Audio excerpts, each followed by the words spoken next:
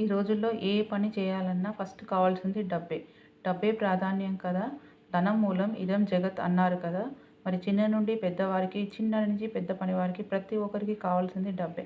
కానీ అందరి దగ్గర డబ్బు ఉండదు కదా! వారి వారి పరిస్థితులను బట్టి కొందరు అప్పు చేయాల్సి వస్తుంది. మరి ఆ అప్పు ఎలా తీరటం లేదు, ఎందుకు తీరటం లేదు అని బాధపడుతున్నారా? దానికి కారణం మంగళవారం రోజు మీరు ఇతరుల దగ్గర డబ్బు తీసుకోవడం. మంగళవారం రోజైతే ఏ పని చేస్తారో మళ్ళీ మళ్ళీ అదే చేస్తారు అంటారు కదా! అంటే మళ్ళీ మళ్ళీ మీరు తీసుకుంటారు కానీ తిరిగి ఇవ్వరు. ఒకవేళ మీరు తీసుకున్న అప్పు ఇవ్వాలి అనుకుంటే మంగళవారం రోజు మాత్రమే తీర్చండి. బుధవారం రోజు ఎవరైతే అప్పు ఇతరులకి ఇవ్వాలనుకుంటారో వారు తిరిగి ఇవ్వకండి.